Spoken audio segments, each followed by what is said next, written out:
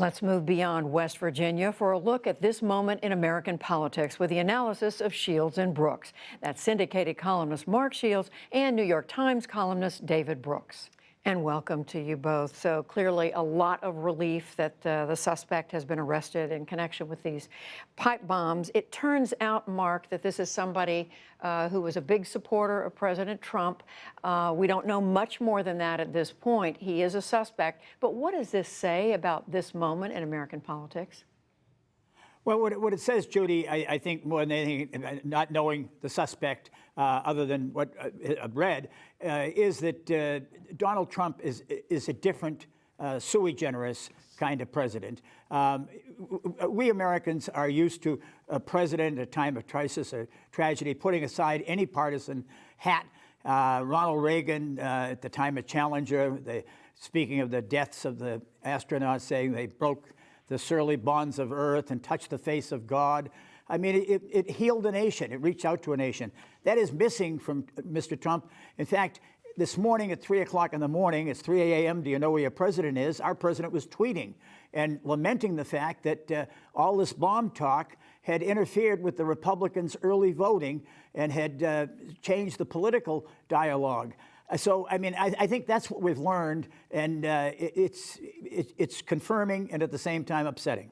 David, what do you make of how the president's talked about this, handled all this? Well, in the last 24 hours, he's been okay. He said it's a despicable act and called for unity, but that's following 3 years of friend-enemy distinctions, of us-them thinking. And it's not only Republicans. I mean, when Steve Scalise was shot, there was somebody from the left. But we've just entered a world, and it's been increasing over the years, and I'd say Donald Trump is the exclamation point of it. A is treating politics as a war to the death between two sides, and that for the country to move forward, you need to destroy the other side. And that's not what politics is. It's competition between partial truths, competing value systems. And then the second thing is politics, for some people, has become their identity form. This guy's truck or his van just was covered with these stickers, some of them with crosshairs on Democratic figures. And that's when, if you try to make politics your idol, you're asking politics to bear more than it can bear. And you're headed for an ugly place. And so we've entered a spot where we've got these Manichaean distinctions, and then we've also got people catastrophizing. If the other side wins, then the country's off to ruin. Neither of those things are true. And Mark, I mean, again, we don't want to make more of this than what we know, but there does seem to be this seems to be a moment of particular vitriol out on the campaign trail. To some extent, it's the way the president has talked about this caravan of people coming up through Mexico, migrants from Central America. And there have been other steps that Republican politicians and Democratic politicians have taken to stir people up. I mean, are there any guardrails right now? Well, Judy, the terrible part about our politics is that the dominant rule is if it works, emulate or try to simulate it. And I think right now I'm in Ohio, and I think the Senate race is a perfect example of that. Jim Renacci, the congressman, won the Republican nomination by almost behaving like a mini Trump. But he can't. He's going to be beaten quite badly by Senator Sherrod Brown because there's only one Trump. I mean, Donald Trump has been doing this for 25 years. He's practiced at it. But make no mistake about it, there'll be knockoff Trumps. There'll be people trying to do it. There'll be Democrats trying to say this is the way to do it. It does work until it doesn't work.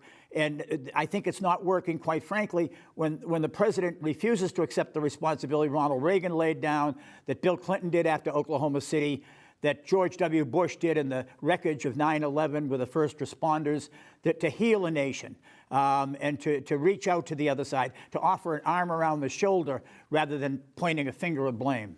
And David, I mean, whether it's a negative or a positive, I mean, we have polling results that remind us again how much President Trump is a factor in these elections. We look back, this was the NewsHour NPR Marist poll. We look back at how much people said President Obama was a factor in 2014. 28% said he was a major factor compared to 44% for President Trump today. We're in a different time. Yeah, and those numbers are low.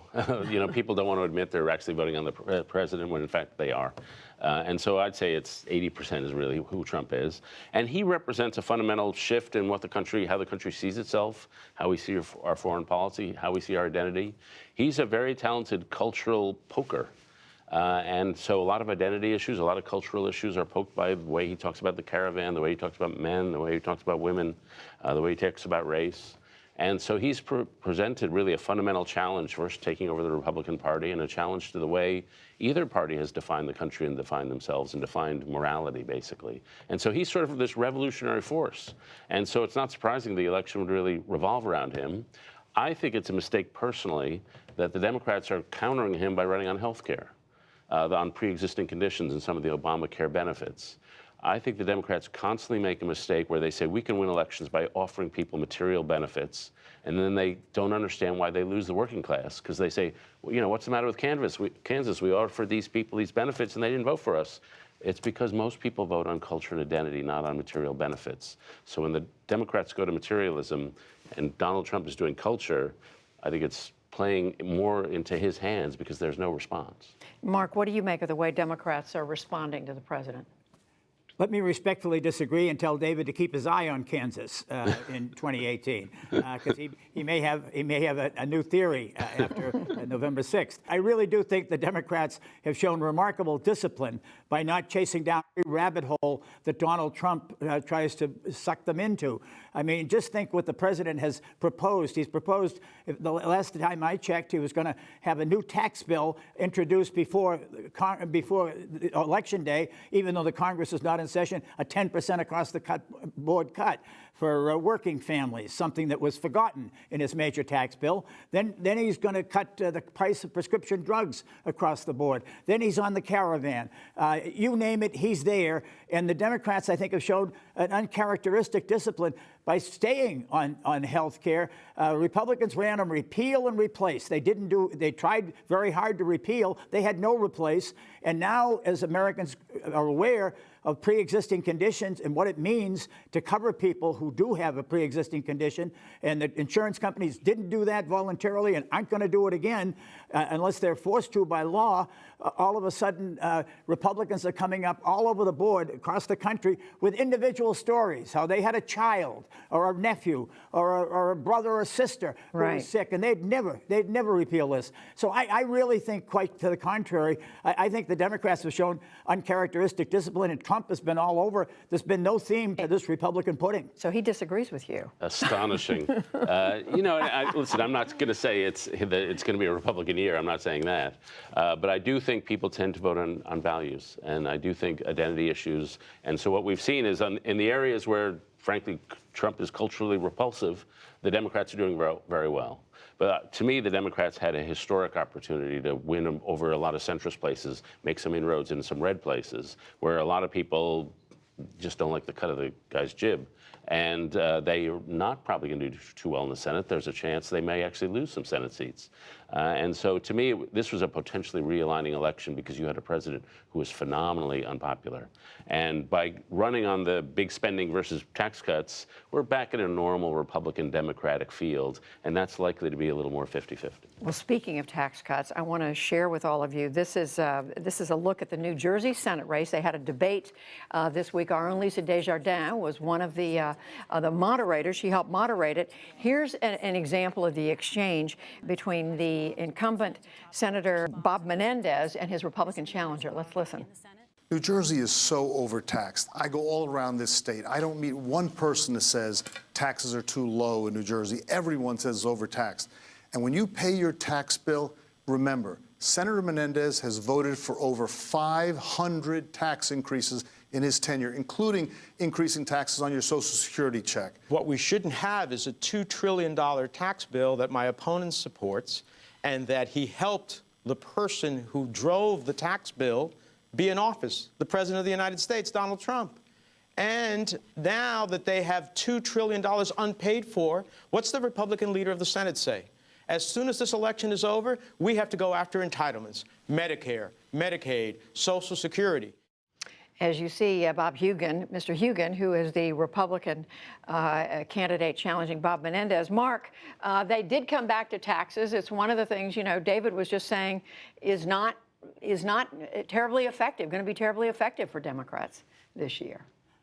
Yeah, no, I mean, I think that the New Jersey race, I think, has to be understood that Bob Menendez, the Democrat, in a state, when Democrats talk about winning back the House, the three cornerstone to that strategy are California, Pennsylvania, New Jersey, where the Democrats, I'd add to it today, Iowa possibly, but I mean, those are the states where the Democrats are going to pick up the majority of their seats. So the fact that the race is close is a reflection more than anything else on not simply the Republican Challenger's campaign, where he's been very deep-pocketed and run a very strong campaign, but Bob Menendez, as you recall, had a hung jury on his own conspiracy and corruption charges, and I think that's what this race is about more than any national issues. I just say to David, pre-existing conditions is a value, David.